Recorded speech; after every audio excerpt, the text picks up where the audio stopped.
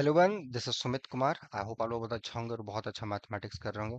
आज की इस वीडियो में हम लोग आईआईटी जैम का ग्रुप थ्योरी का क्वेश्चन डिस्कशन करेंगे, जिसमें बहुत सारे स्टूडेंट्स को दिक्कत होता है इसको अप्रोच करने में, इसको सोचने में, या कैसे चीज़ों को देखा जाए।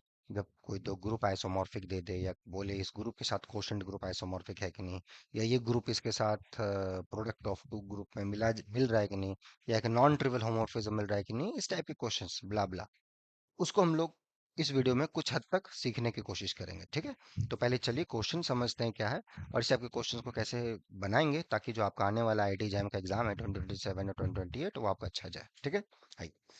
तभी पूछा गया which one of the following statement is false. अच्छा, ये क्वेश्चन जो by the way IIT JAM 2026 का आया हुआ है। ठीक है, ओके।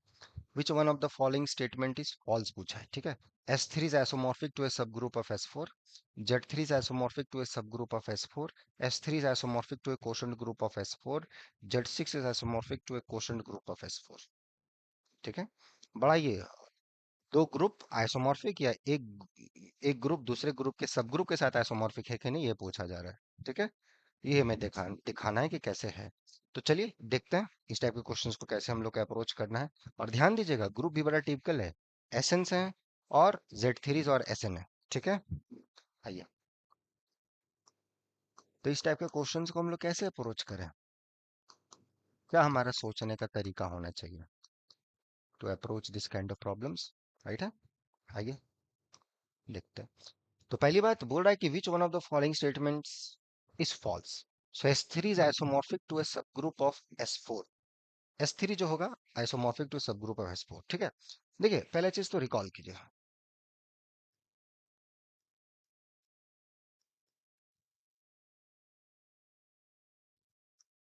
अगर आपका m लेस देन n है, then Sm is isomorphic to a subgroup of Sn। क्यों, सोचिए। ठीक है, ओके।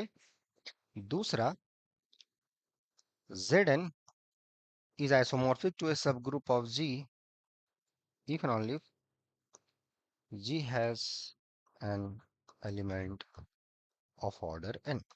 करेक्ट है, G के पास अगर n ऑर्डर का एलिमेंट है तो ये इसके अंदर चल जाएगा, अगर है तो होगा, ये है तो ये है, ये है तो ये है, वो तो जस्ट प्रूव इट, राइट है।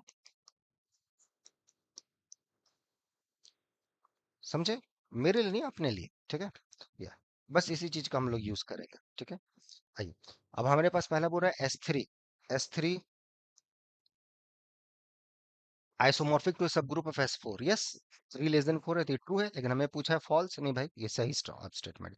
Z3 is isomorphic to subgroup of S4। S4 के पास तीन ऑर्डर का एलिमेंट है, हाँ है ना, ये 3 cycle done. So that's there. So this true statement, false पूछा है। S3 is isomorphic to quotient group of S4। S4 के अंदर यस, S4 के जो नॉर्मल से ग्रुप K4 लोगे, इट्स isomorphic to S3। ठीक है, तो ये भी आपका सही स्टेटमेंट है। तो जो बच गया फॉल्स हो गया। Z6 is isomorphic to a quotient group of this। So Z6 बोल रहा है कि isomorphic to a quotient group of some normal sub। ये हुआ quotient group का मतलब, for some n normal in S4। ये सही है गलत। अब मैं आपको एक्सरसाइज दे रहा हूँ, इसको आप सोचो कि क्यों होगा। S4 के सारे नॉर्मल नॉर्मल सब ग्रुप्स के क्या क्या चॉइसेस हैं वो देखो, और S4 बाय n आप आइडेंटिफाई करो कि ये कौन से वेल नोन ग्रुप्स हैं। उसको आप आसानी से आइडेंटिफाई कर सकते हो और उसके बेसिस पे बता सकते हो कि Z6 कभी नहीं हो सकता। अभी हमने बताया था यहाँ पे कि अगर ऐसा कुछ हुआ, किसी ग्रुप के पास अगर Zn चला गया तो उसके पास n ऑर्डर का एलिमेंट होगा। जस्ट लुक एट क्या S4 या इसके क्वेश्चन ग्रुप के पास 6 ऑर्डर का एलिमेंट है या नहीं है, वैसे अब जाओगे तो आंसर बन जाएगा। ठीक है, ऐसे ही सब क्वेश्चंस को थोड़ा अप्रोच करना है, कम समय में भी, लेकिन कम समय तभी लगेगा जब आपके अंदर वो अप्रोच हो कि कैसे अप्रोच करना है। तो वो चीज अगर आप कर रहे हो बहुत बढ़िया है, लेकिन उस चीज को और सीखना है तो यहाँ पे आप जुड़ सकते हो। उसके लिए आप मेल कर सकते हो nobleforum05@gmail.com पे, so that we can contact you.